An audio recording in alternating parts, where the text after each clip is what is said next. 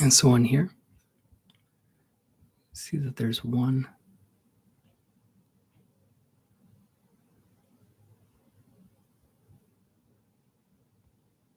Is that you, Louise?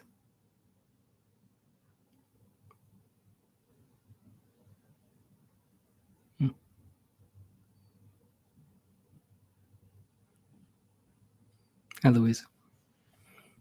Touch the void and don't look back. I like that.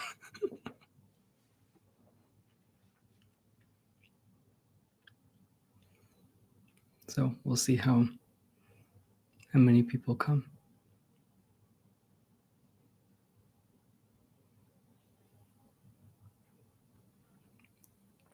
It's a good YouTube login. I like it.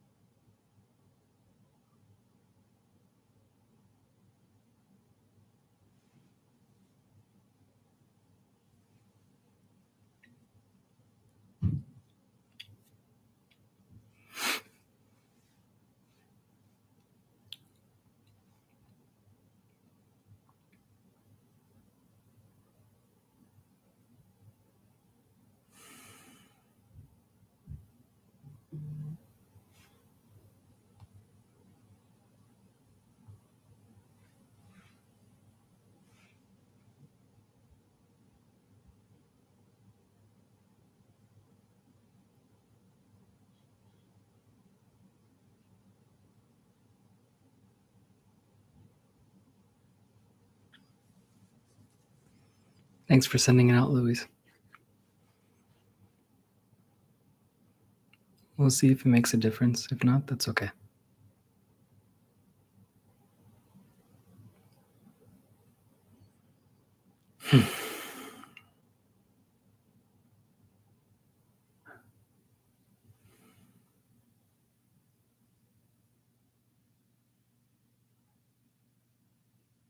Oh, we have one person here. One other person.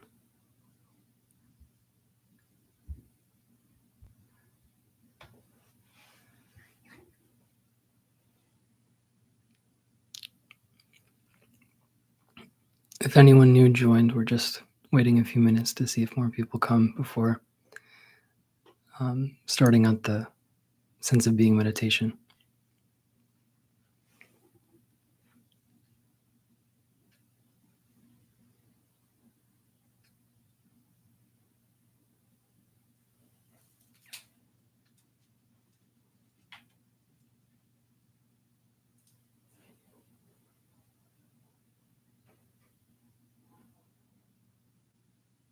And you're welcome to say hi in the chat.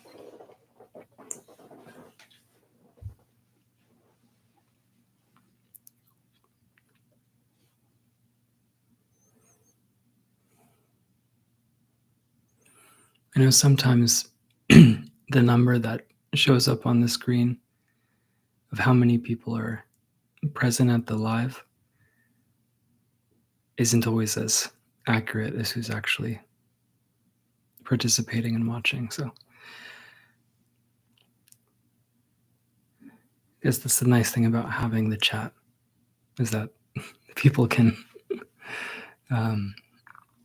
let us know about their presence in different ways.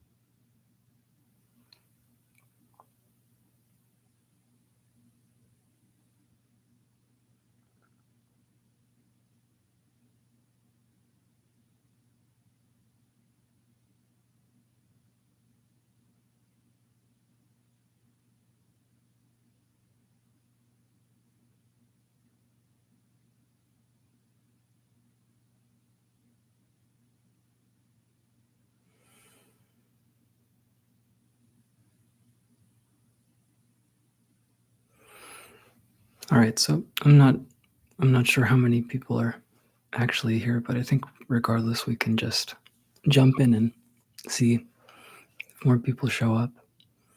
So as is the case with these YouTube live meetings, we start with 5 minutes of the sense of being meditation.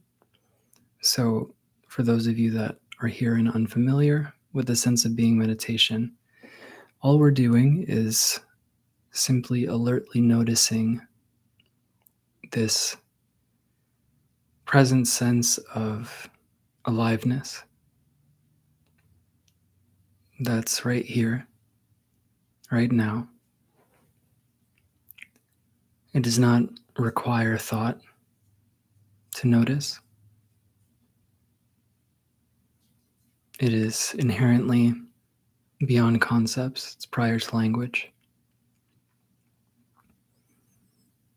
And yet it is undeniable. There's a palpable felt sense that you're here.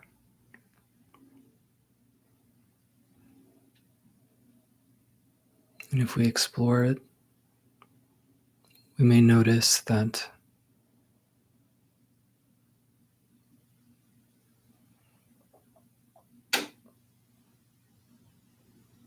it has no borders. There's a sense of spaciousness, a sense of vibrancy.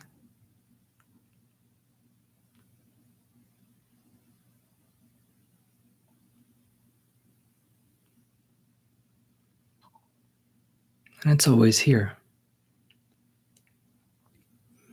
And there's never a moment when the sense of being isn't present, isn't here.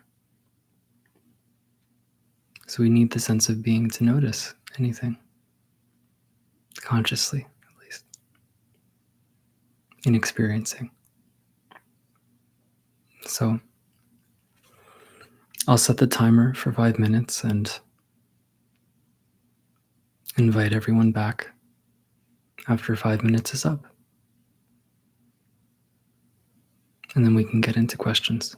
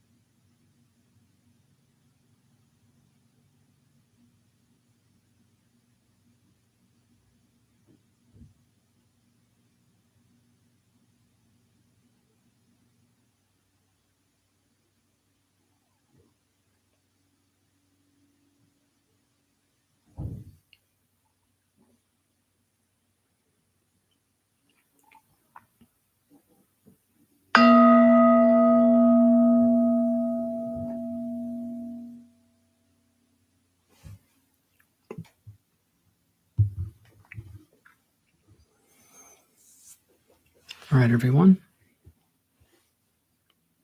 come on back. We'll now take some time for questions. It can be about freedom beyond recovery, the program, non-duality, the living method, integration, practices, whatever would be useful and supportive.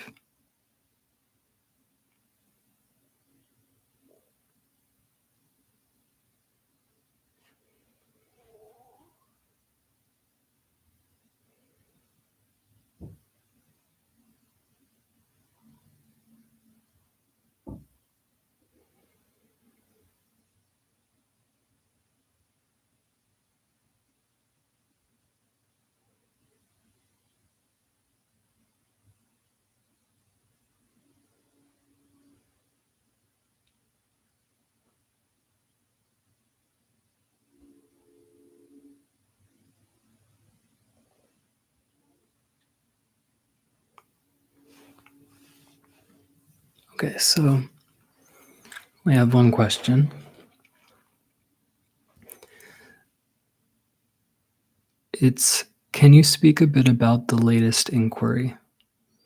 Is it true that the sense of being has anything to do with the body? Okay, so this question is in reference to a example inquiry that I put on the Freedom Beyond Recovery, excuse me, Substack page. So if you're interested in reading it in full, I invite you to go to the Substack and type in Freedom Beyond Recovery. You'll find our page. So in that inquiry, I'm, offering a example of how to move through such an inquiry based on interactions that unfold in sessions. I kind of mimic how I would respond within a session if somebody had brought up this particular concern and wanted to explore it. So the inquiry itself, is it true that the sense of being has anything to do with the body, is based on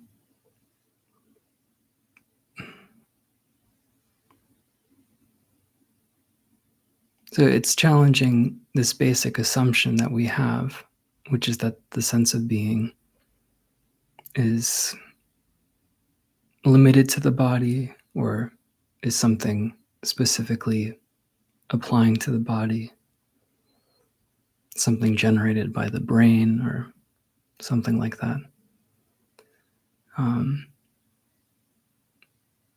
And typically, people tend to struggle with exploring the sense of being because there's this assumption that the sense of being ends at the frame of the body, and how am I going to dissolve the edges of the body in order to be everything? Given that the sense of being is the fabric of experience, how can I recognize that if the sense of being is limited to the body? So the inquiry itself is challenging that assumption that the sense of being has anything to do with the body. So we can explore that right now, because I don't remember the particular exchange that I had described on Substack. So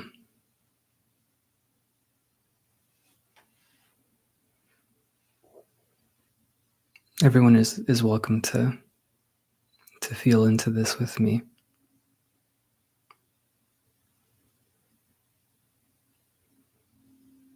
Is it really true that the sense of being has anything to do with the body?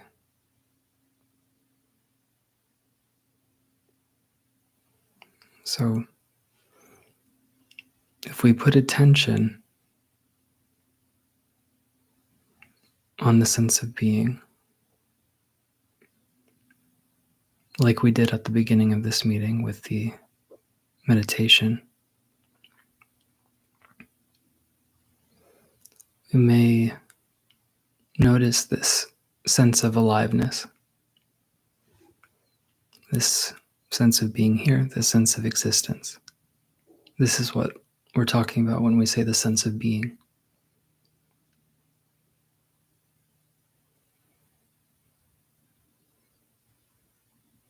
So if we explore the sense of being,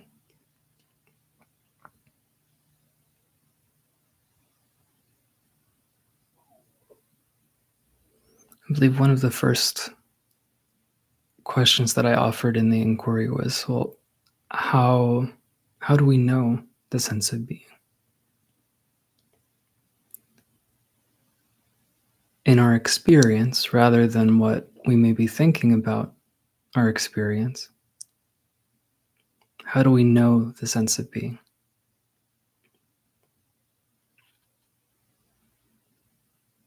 Well, we just know it, don't we?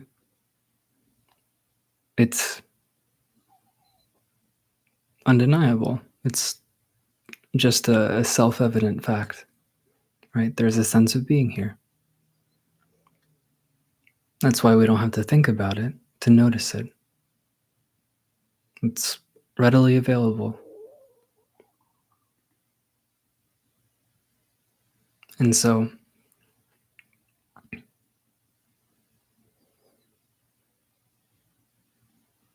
given that the sense of being is what's required to notice the sense of being, otherwise, nothing could be experienced. Without the sense of being, we couldn't experience anything like the sound, these colors and shapes, sensations. Nothing could be experienced without the sense of being. So, our experience shows that the sense of being is what's required in order for that to be noticed.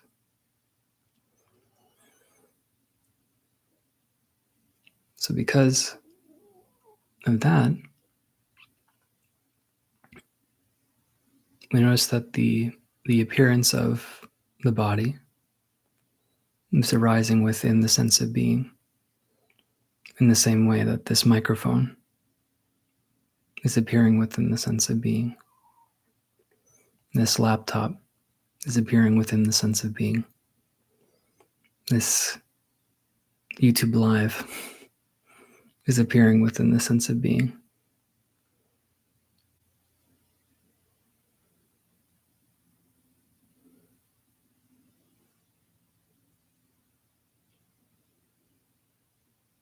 And so this question, it's just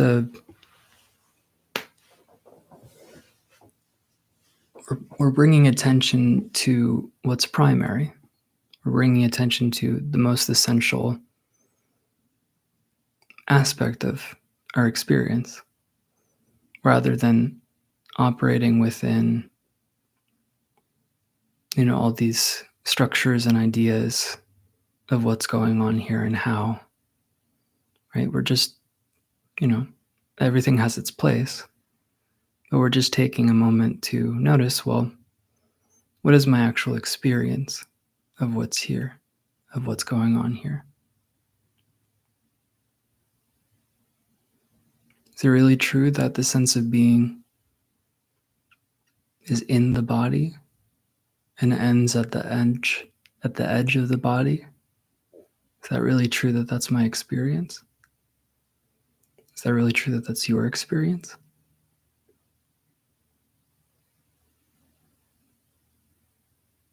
Or is it truer to say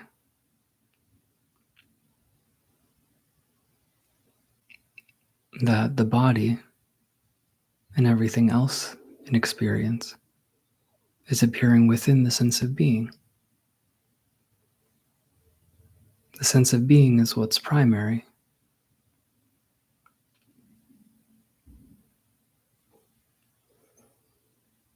Just like, I have a daily planner here. The paper needs to be there first in order for any of the text to appear. Right? So if we're saying that the body is more primary than the sense of being, that the sense of being is within the body, it is exactly like saying that the paper is within the letter D in daily. That's how ridiculous it is. We're actually looking at what's happening with what's here. The experience is that paper allows for words and lines to appear. And so we don't have to do away with these words and lines. We don't have to dismiss them. We don't have to reject them. Just like we don't have to reject the appearance of a body and objects and all these textures and shapes. We don't have to reject anything. We also don't have to bullshit ourselves at the idea that what's primary is secondary. No, it's backwards, right? Like we often say. You are not in the body is within you. This, for lack of a better, really it's prior to this. It's less tangible than space. It's spaciousness, capacity for space.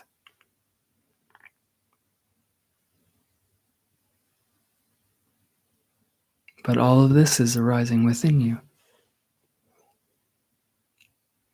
So given that the spaciousness is what's primary, how could it have anything to do with a body other than being the substance of it, being the potentiality for it?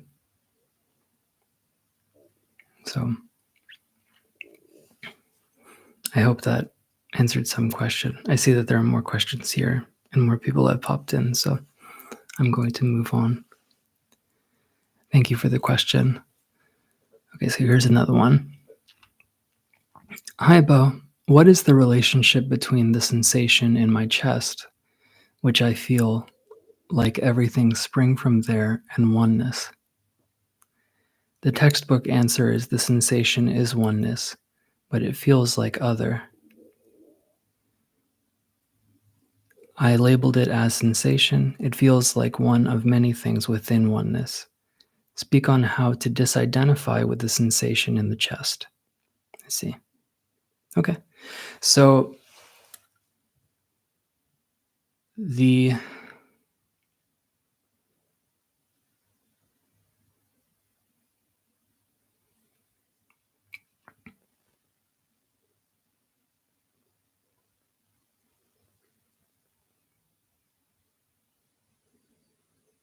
funny thing about misidentification and the belief in separation is that it's the belief in separation is this primary foundational misperception or assumption that then distorts and colors the seemingly how we're experiencing life, how we're experiencing the appearance of ourselves. And so if our starting point is I'm a Boh, then everything within experience is going to be interpreted from that lens of self-centeredness. So if it feels like there's something called a chest that's outside of oneness, I would encourage, there are two different ways that, you can explore this. So one is a more disintegrative way, which is to look for the self that's apparently relating to experience and see if that's actually there and what you are. To look closer to see, is it really true that there's a bow? And, is it really true that there's a bow that has a body? Is it really true that there's a bow that can relate to anything? Because all these ideas of concepts are contingent upon the belief in a self, because it's like the I forget the exact Taoist quote from the Tao Te Ching, but there's the Tao, and then with the belief in separation, the 10,000 things arise.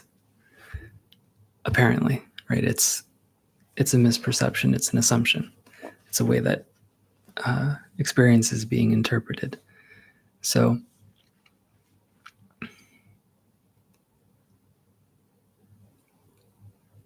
I would say the shortcut would be to look closer at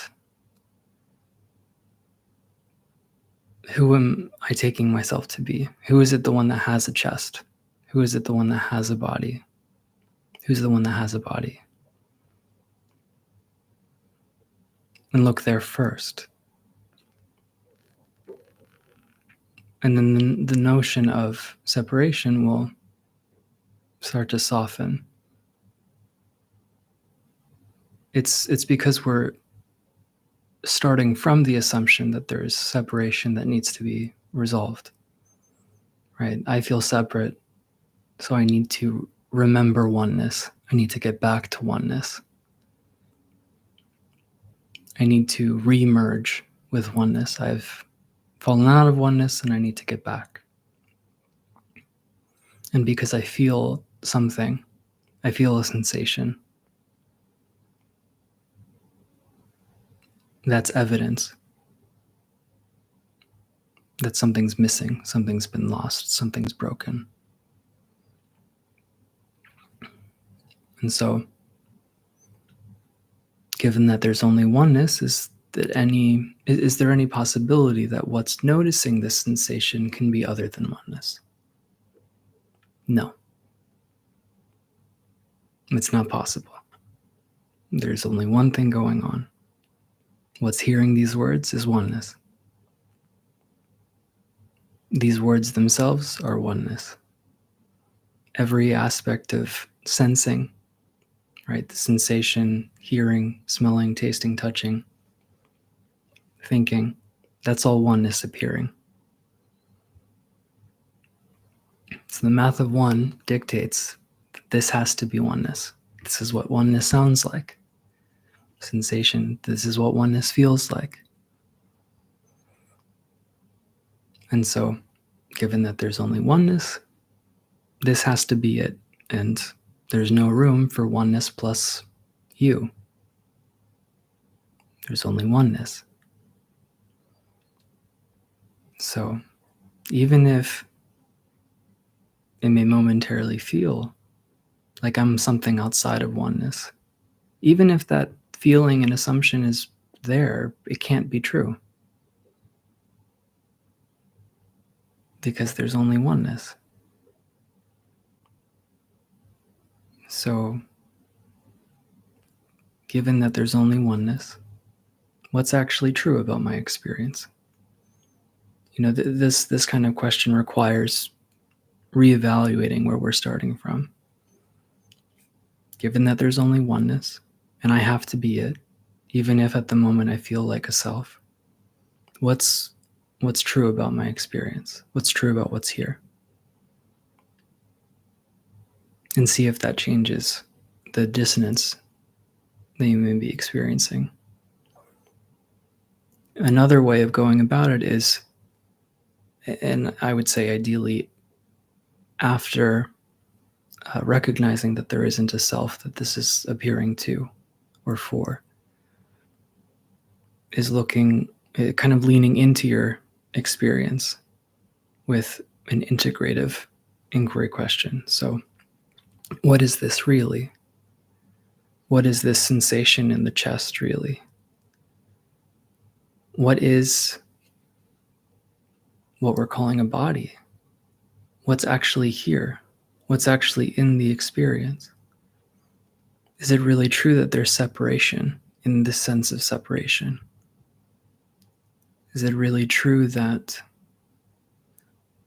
it feels like there's separation?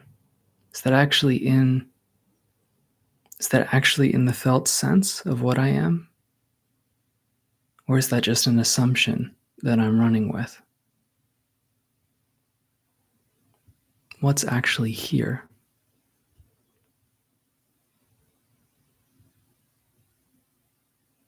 So, those modes of exploring are what I would suggest. That's what came through. I hope it was helpful. Okay, so there's another question. I came in late, but isn't the body primary? How can we sense anything without a physical body? There would be no sensations if we didn't have a body. So, with this question, there's a primary assumption in place, which is separation first. And in non-duality, we,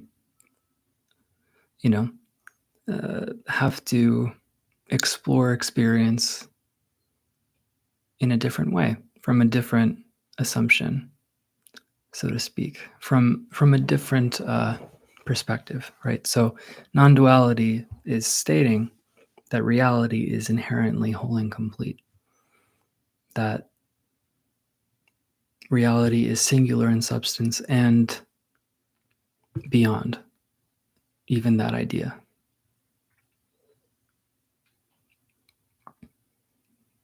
And so that's why, like I had been talking about with the previous questions, it's important to challenge our assumptions about what is in our experience and what is experiencing the experience. Non-duality is all about challenging assumption, challenging interpretations. So seeing, okay, so there's the assumption that the body is primary. Is that actually my experience? Is it true that this label we're calling the body is what's primary? Is it really true that I could know anything without this sense of being first? You couldn't know the body without the sense of being. You couldn't even have the thought that there is a body without the sense of being first. And I'm not denying that the within certain pockets of day-to-day life that materialism and relativity has practical utility, right? If you go to an eye doctor, it's helpful to operate on the premise and use the framework of the different sections of the eye and the physics involved. But when it comes to our experience, we don't actually need to make things as complicated. It's making things more complicated that is what perpetuates suffering in a way.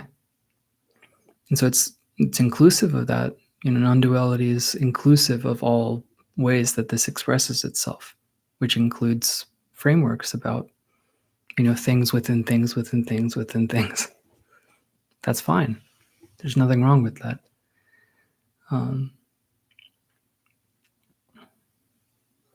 So if it feels like the body is more primary than the sense of being, that's likely because awakeness is identifying with the body and identifying with that framework, with that idea.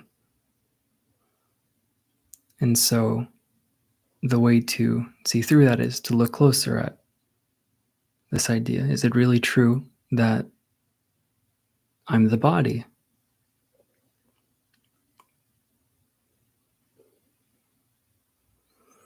Even if there's a thought that arises that says yes, is it really true that that's my thought? Can I find the one that that thought belongs to? Can I find the one that the body belongs to? Can I find the owner of experience? Is it actually there? Or is it just an assumption? Can I actually find the thinker to this thought? Or is that just another thought referring to this other thought about a thinker?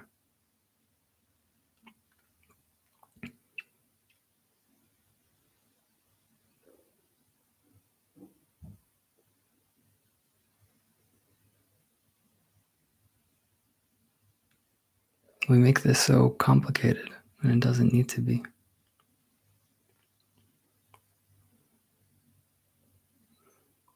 With all these ideas, we're just waiting for something to happen.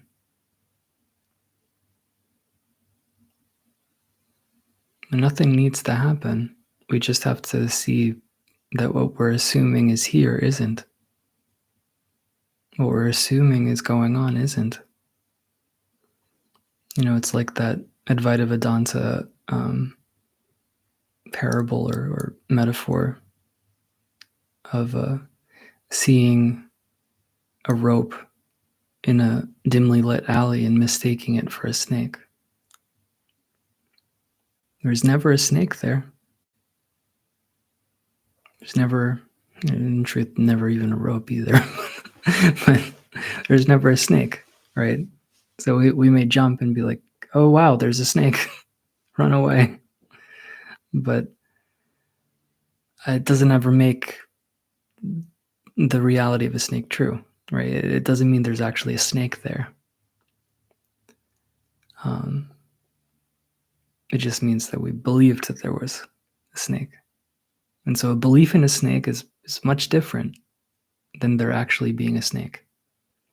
In the same way, the belief in a body is much different than an actual body that's primary. Belief in separation is different than actual separation. And that's good news. It's a much easier endeavor to address.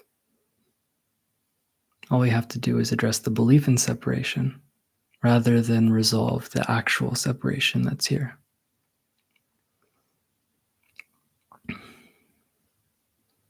So it may be beneficial to take some time and just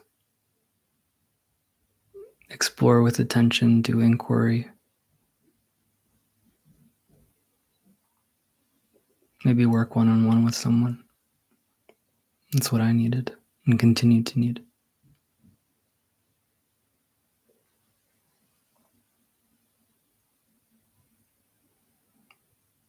And look at our assumptions. What am I assuming about what's true?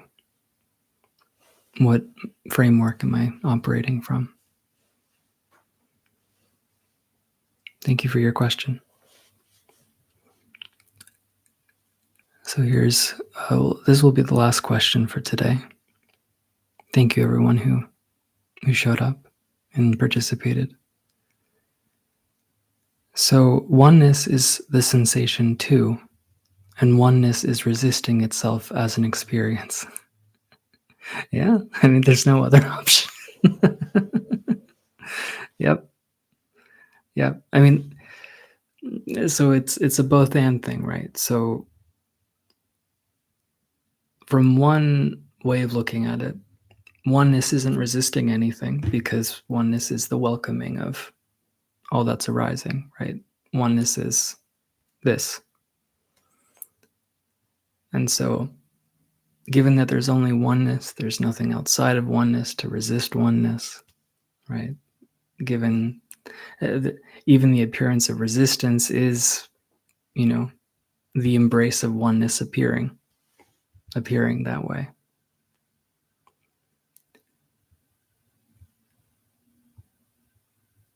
So there's, from one perspective, there's only oneness, and well, from any perspective, there's only oneness.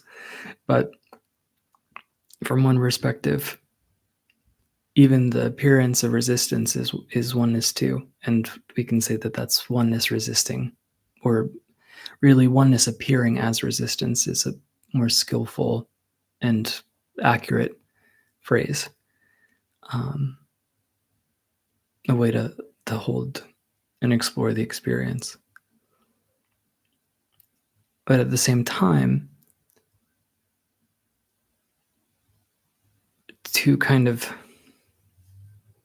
encourage this standing as awareness, right? Encourage standing as awakeness, oneness, in order to encourage this, claiming of true nature and living from that.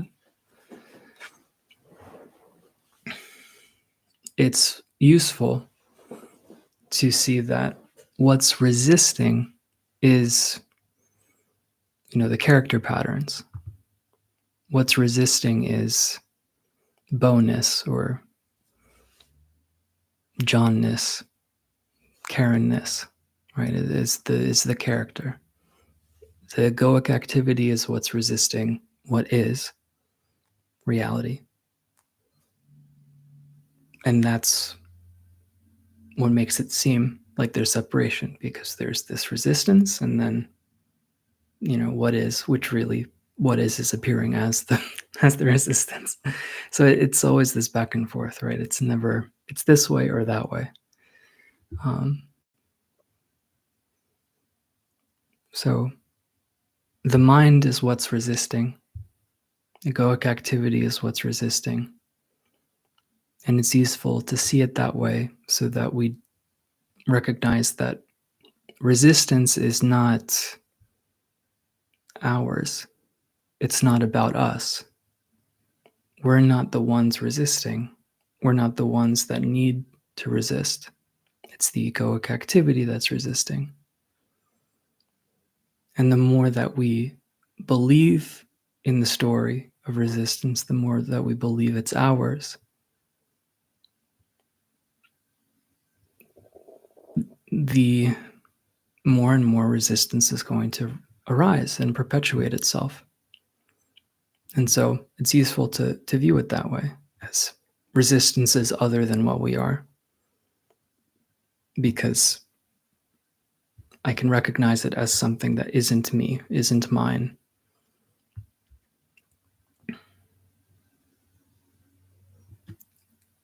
But at the same time,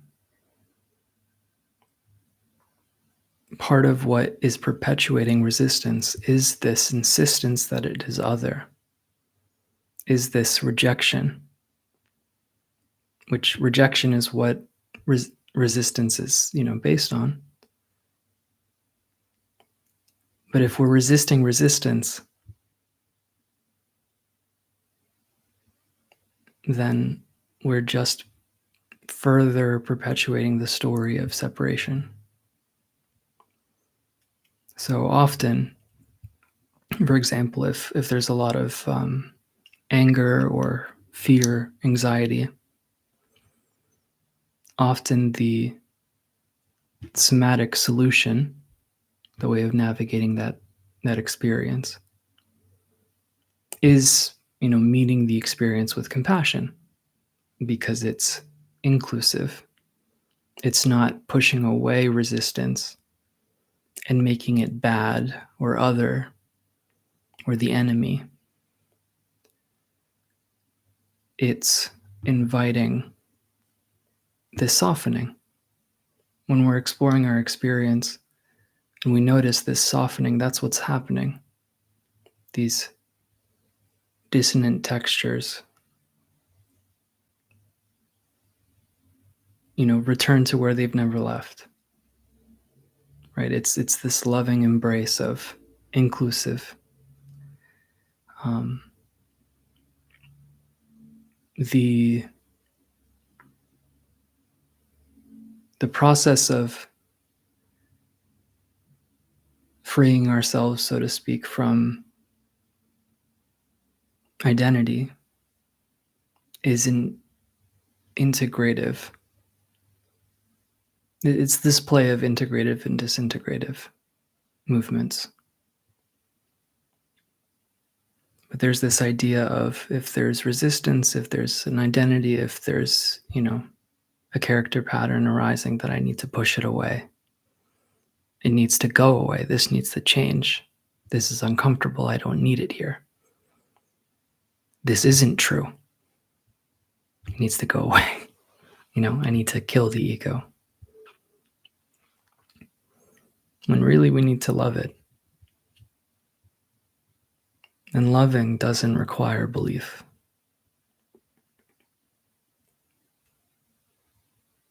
But it does require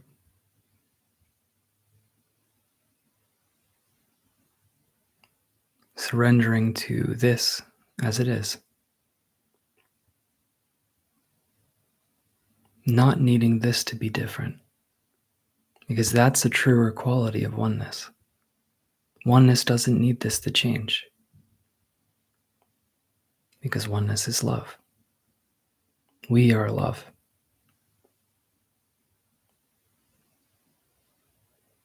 And so because we are love,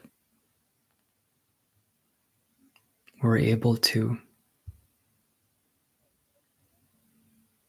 hold, accept resistance. We are the foundation for resistance to express.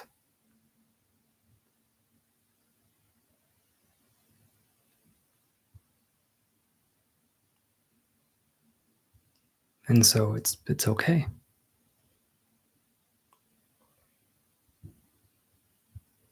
Once we start meeting aspects of ourselves with love,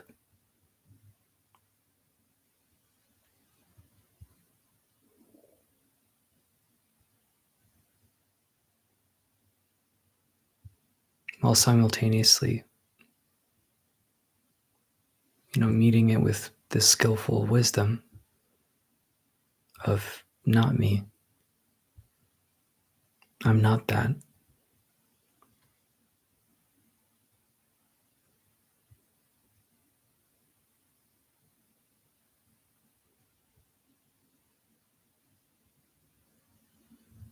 We're able to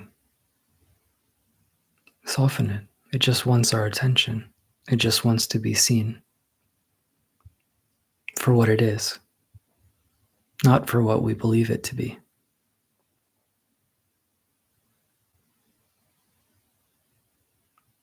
It just wants to express. And it's because we've insisted, from misidentifying with the mind, that it's a mistake, that it's wrong, that it shouldn't be here.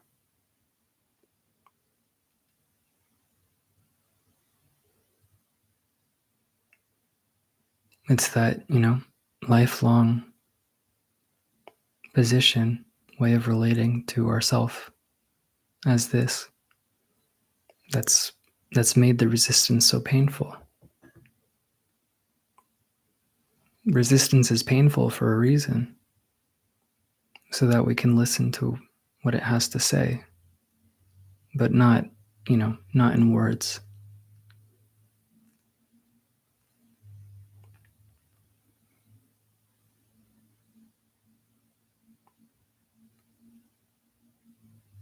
Just to hold it in our attention, to give it space, allow it to express without overlaying it with the story of self to try to protect ourselves from it. That's not something we need. We don't need to believe in the story of Boh or Janice to separate ourselves from resistance, from life. That's the ego's need, that's the story's need, so that it can live on. But it's not our need.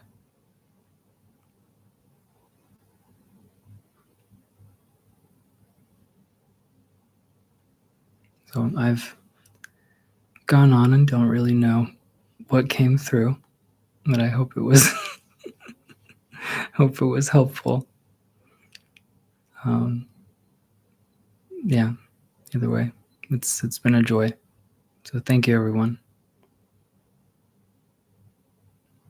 We'll see you either some of you later this week, and others I'll see you next month.